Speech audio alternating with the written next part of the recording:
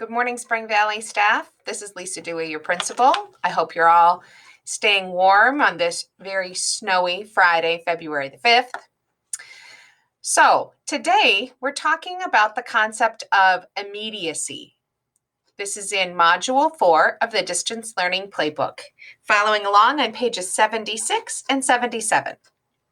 It's really about that idea of connecting and developing relationships and trust with students in your classroom while virtual, which can be pretty hard. The concept of immediacy, the book says on page 76, was introduced by social psychologist Albert Mehrabian. I'm sure I didn't say that right, who noted that people are drawn toward persons and things they like, evaluate highly, and prefer. And they avoid or move away from things they dislike, evaluate negatively, or do not prefer. Well, that makes sense. We like to spend time and develop closer relationships with people that we feel like we can connect with.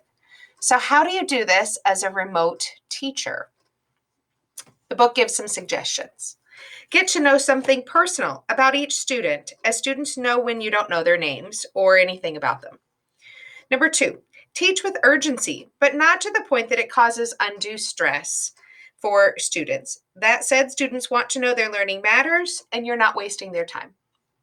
And number 3, start the class on time and use every minute wisely. This means that there are tasks students complete when you engage in routine tasks, like when you have to take attendance, and when you have a series of sponge activities ready when lessons run short or your technology fails, which happens from time to time.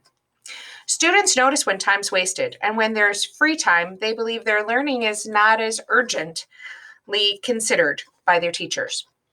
I saw in one classroom, while a teacher was taking attendance this past week, when I did a walkthrough, certain math facts were given that students simply had to write the answers in the chat as they considered those math facts while the teacher took attendance. That's a great way to quickly and easily apply those pieces. So consider the following examples of general things you can do to ensure your students feel close to you, irrespective of the format of the class. The text states, gesture when talking, look at students and smile when talking, call students by name, use we and us to refer to the class, invite students to provide feedback, and use vocal variety, pause, inflection, stress, and emphasis when talking to your class. I saw a teacher this week do an exceptional job of a morning check-in with their students. I love the way that Mr. Young asks students for their daily good news and then uses the cognitive coaching strategy of paraphrasing each student to be sure that they understand that he's really listening and he's trying to really understand what their good news was. This is a great way to show students that you are connected and that you care. So have a fantastic week and think about ways that you can continue to connect with your students while virtually this February. Have a great day.